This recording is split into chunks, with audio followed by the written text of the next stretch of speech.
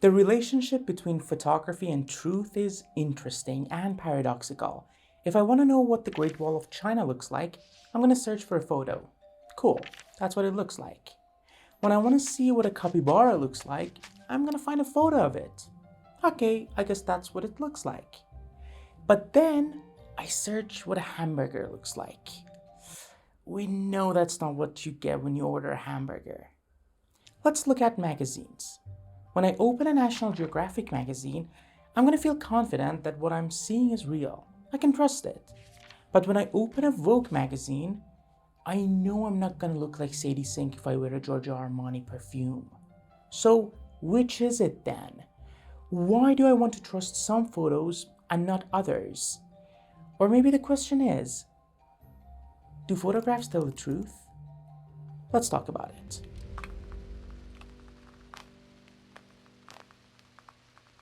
Photography, the whole medium of photos, has always been very closely associated with the truth.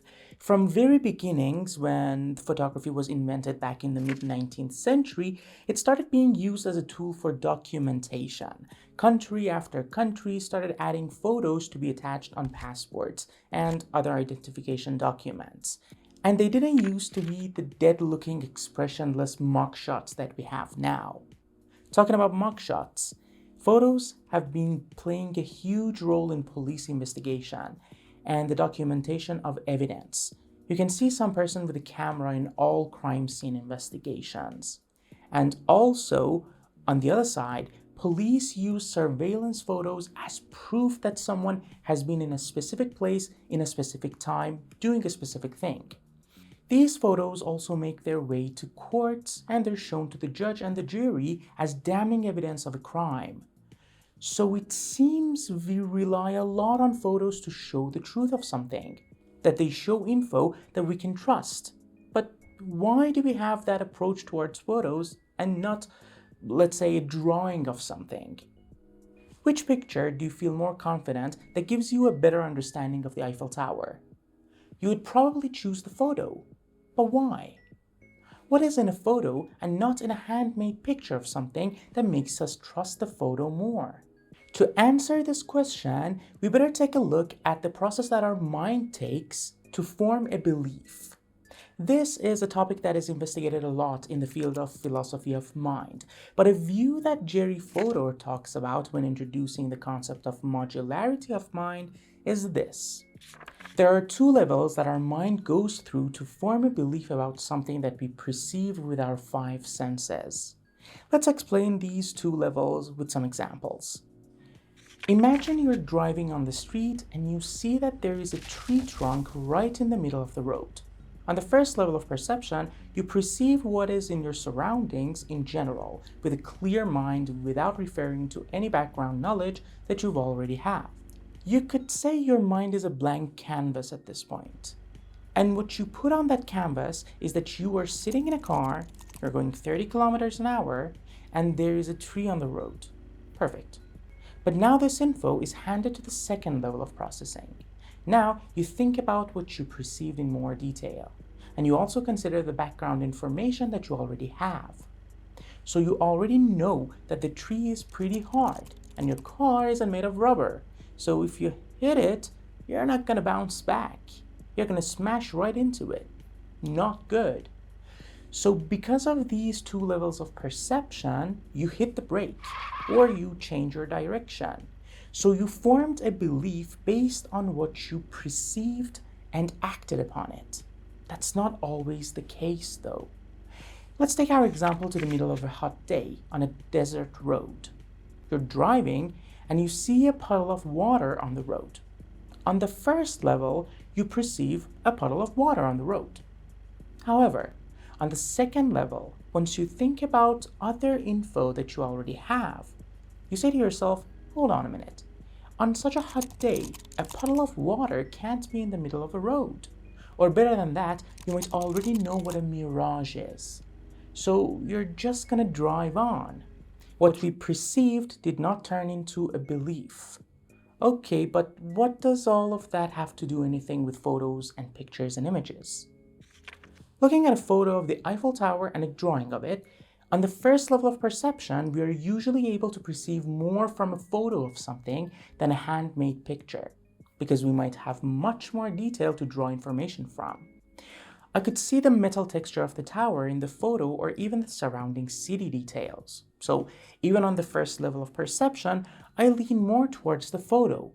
But what if we change this handmade picture to another ultra-detailed, ultra-realistic painting of the tower? Now, I might very well be able to extract the exact same amount of information out of each of these images. But still, if you've never seen the Eiffel Tower, you're not going to go search for an ultra-realistic painting of it. You're going to go search for a photo. Why is that? On the second level of forming a belief, what do our minds refer back to? What information do we already have that makes us want to trust the photograph more? It all goes back to the nature of the process that happens in creation of a handmade picture and in the creation of a photograph. When we want to see something, what happens?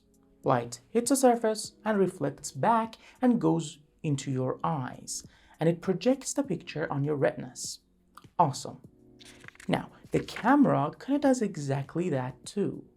Light reflects from the object and goes into the camera, and the camera sensor captures it. It is fully mechanical. If you put the camera on a tripod and frame everything, and all that matters is to hit the shutter button, then it doesn't matter at all who's behind the camera. It could be a kid, it could be an old man, it could be a cat. The result is going to be the same.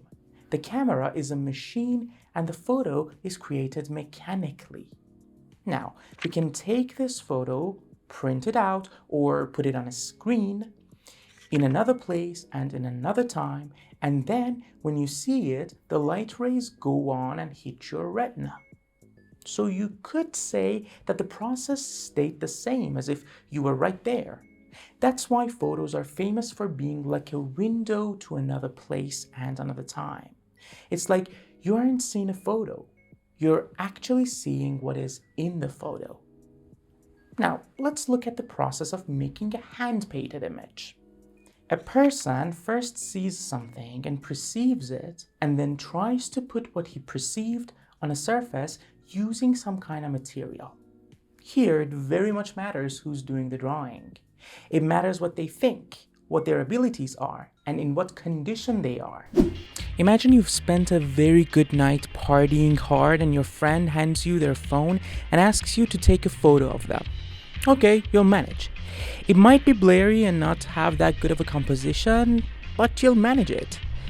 Now imagine your friend hands you a piece of paper and asks you to draw their portrait. Even if you're good at drawing, the result isn't going to be that good. In summary, the process of making a handmade image is very subjective. It means it depends very much on the person doing it. But the process of taking a photo is much more objective. It doesn't much matter who's doing it, because it's a mechanical process. Big disclaimer here, we aren't talking about artistic photographs in this video. We're looking at the general practice of taking a photo. Of course, artistic photography is very subjective, like most other forms of art are. But here we are looking at the broader concept of photography. I will be talking about those in future videos. This is just the first video, but in this channel, I'll try to talk about theories of art, art philosophy, art and society and politics, and different things related to art. So tune in for more. It is because of how objective making a photograph is that it is so valuable in documentation and creating evidence, because we have confidence in the process of making a photo. Because it is not like you're looking at an image, it's like looking through a window at the object itself. Just imagine how absurd it would be if in a court session they would say, "Mr. Smith, you were in the scene of the murder that night, as you can easily see your face in this beautiful oil painting of the murder scene." Or, "We've got your daughter. You've got until midnight to pay the ransom money if you ever want to see her again. Check your phone. I just sent you a pencil drawing of her. She looks very scared." But come on, Yeah, sure, photos can tell the truth, but we all know that they don't, not always. Let's talk about the elephant in the room, what we've been ignoring when we were talking about the process of photography, Photoshop, and in general, the power of manipulating and changing things in a picture. Because of the possibility of changing photos, deleting what we don't want, adding what we want, and changing things so easily, we just simply can't trust a photo completely, no matter how much we would like to and how real our eyes tell us that it is. And because of the expectation that we have for photos to show the truth, we usually get upset when it turns out that that's not the case. Imagine you've got a friend who always exaggerates everything when retelling a story. They just say things that didn't happen and forget to tell some details that did happen. But it's fine, you know the guy. Everybody knows how he is. Everybody is going to take what he says with a grain of salt. But imagine you find out that your best friend that has always been honest with you lied or hid something from you. That's gonna hurt really bad. And that's how it is with photos and paintings. You don't expect a painting to be totally honest with you. So you don't mind if a landscape painting omits a few buildings and draws a tower taller than it really is. But if you find out that an image you thought was true has been changed and manipulated, you're not going to be happy. And this is the paradox that lies in the heart of photography. The paradox that it can easily tell the truth, it works in a way that it is perfect for telling the truth, but then it can easily turn the table and lie. And this is what makes photos a great tool for both advertisement and propaganda. We all know what happens in product photography and in fashion photography. We know that what we see on the package of something isn't usually what the product looks like. We know that nobody's skin looks like that naturally. But do we? Remember the two levels of forming a belief based on a perception? What I see as a consumer on the first level is that this celebrity's skin looks immaculate. That skin routine must be good. And on the second level, I'm at war with myself. Is it real? Is it not real? I mean, it's a photo. How much could it be changed? Let's just buy their product. Or at least that's what happens until we fully learn that such photos are heavily retouched.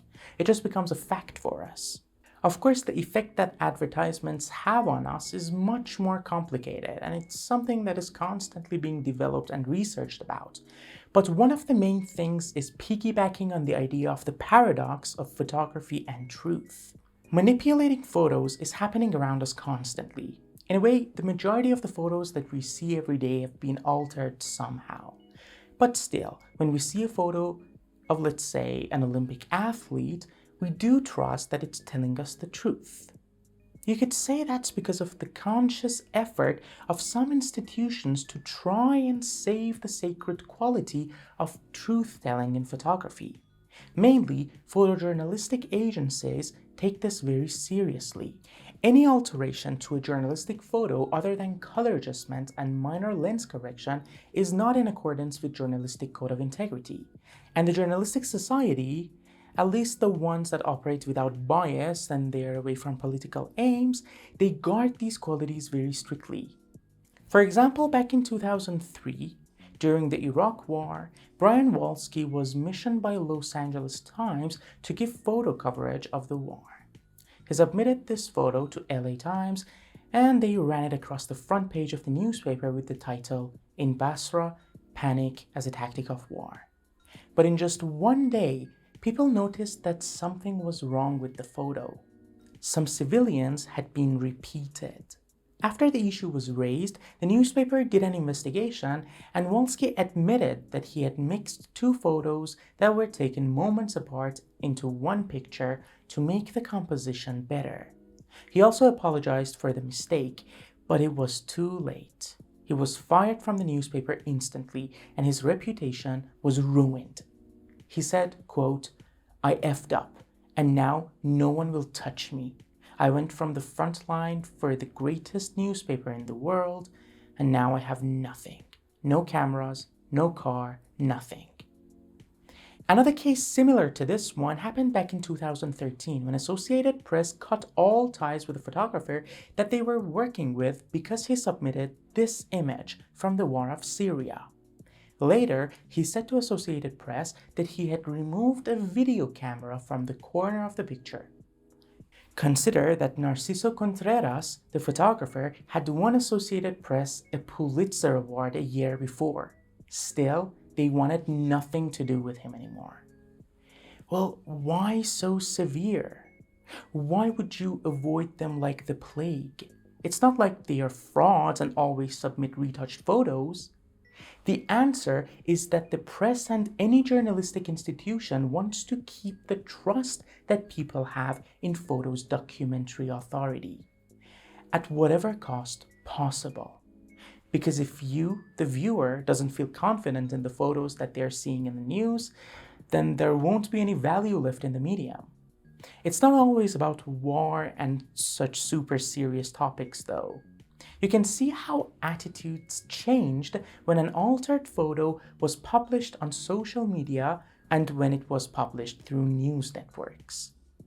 If you go on the Instagram page of Prince William and Kate Middleton of the royal family of Britain and you scroll down to the beginning of this year, you're suddenly hit with this post and the altered picture notice on it. This photo of Kate and her children was posted on March 10th for International Mother's Day. It was immediately republished by news outlets like Associated Press, Reuters, and many more. But people started to point out some discrepancies in the photo. When it was put under examination, it was clear that there were a lot of details that were just wrong about the photo. After that, the news agencies posted notices about the photo and took it down from their websites. And because of all that, Instagram added a wall on the image telling you that it was altered. And the comments on this post exactly show that difference between social media and news outlets. So in general, we usually tend to approach a photo expecting it to show us the truth, or at least something close to the truth. And at the same time, we are wary of the possibility that the photo is lying. But things have been changing a lot in the past decade, especially the last couple of years. The thing is that we are losing our trust in the truth of a photo, and more we're looking at photos thinking that they're fake or they're altered. A big reason for this is, as you probably expect, the rise of social media, especially the ones used for sharing photos, like Instagram and Snapchat. With these services, it was normalized to edit your photos in any way that you wanted. You could alter a picture until it showed something completely different. Then, we had a stream of different filters that could change how you looked on the spot. This is not what I look like right now. This filter should be illegal. Here's the real me. Oh my gosh. These issues of social media have been and are still being talked about and researched about, especially because of the effects that an altered picture posing as a real picture can have on the society. Because it is a common practice for many to portray an unrealistic lifestyle on their social media, and lying photos are an important tool for doing that. For example, one of the big issues is how teenagers and young adults are being more and more uncomfortable with their bodies because of the unreal standards set by such altered photos, among other things. Another attempt at saving this photographic documentary integrity was the creation of social media apps like BeReal. Do you even remember the BeReal hype? They tried to go against the uncontrolled alteration of photos and videos. They tried to promote being your real self and posting things without alteration. But it is a graveyard now. And now, we have the next big thing that is damaging the truth-telling documentary quality of photos. That could be the last nail in its coffin. And that's nothing other than our new friend that is crawling in every corner, generative AI. Generative AI is now everywhere, spreading so fast, and more people are generating photorealistic images that more and more look like photos. Already, we're seeing AI-generated advertisements out there, and we're seeing AI stuff all over the internet. something that looks like a photo but doesn't have an ounce of truth to it at all. A window into another time and place? Gone. Documentary authority? Gone. Even recently, Netflix did something that didn't resonate well with people at all. Something even worse than retouched photos from a news agency. In a true crime documentary named What Jennifer Did, Netflix allegedly used AI-altered images of the main person in their story. That is the biggest no-no of all no-nos when you're trying to tell a real story. That is crossing the exact line that journalistic institutes try to protect. I mean, look at that hand. And as I said, this bombardment of internet with AI is making people overly suspicious of everything they see. Even in the art scene, there has been some mix-up of real photos with AI-generated images in some art competitions. Last year, photographer Boris Edgesan entered a Sony annual photography competition to make a point. He entered with this work, and he almost won. He didn't accept his prize at the end and revealed that this photo is completely AI generated. He showed how easily even photo competition judges, who are supposed to be experts, can be fooled by AI. These kinds of incidents make people suspicious of every photo, even the photo competition judges themselves. Last year, Susie Doherty entered a photo competition with this photo that she had taken of her son in a decorated set, and it was thrown out of the competition on suspicion of being AI generated. So we have had both sides of the mistake and confusion. In general, it seems as AI is getting integrated more and more in our lives, and it's getting more and more accessible. Little by little, it's going to etch a new message in our minds. Instead of decades of thinking a photo is real unless it is proven it's not, we're going to think a photo is lying unless it is proven that it's not. It's even becoming a new norm that post-processing a photo isn't going to happen after taking a photo anymore. It's going to happen while you're taking it. Just one example. If you take a look at the new generation of Google Pixel phones that were introduced just a couple of months ago, you can just delete things you don't want from your image instantly after taking it. And if there isn't anyone to take a group photo of you, doesn't matter. Just add yourself right then and there. Alright, we talked a lot about the relationship between photography and truth, and the paradoxes it has and the future trajectory of it. But we also didn't talk about a lot of things, and there are a lot of questions still unanswered. We didn't talk about truth in artistic photography. We also didn't talk about the bias of journalistic agencies, because the truth is that even though journalistic photos can't be digitally altered, it doesn't mean other choices a photographer makes in taking the photo can't be biased. So please tell me about your opinions in the comments. How much do you think photos show the truth? Do you think people's trust in the truth of photos is fading? How do you think AI is going to affect our view towards documentary authority of photos? And how objective do you think photography really is? Thank you guys for watching the video so far. If you liked the video, please do share it with others that might be interested. And please hit the like button and the subscribe button, which would mean a lot for me in the beginning of this YouTube journey. I'm eager to read your comments below and see you in the next one.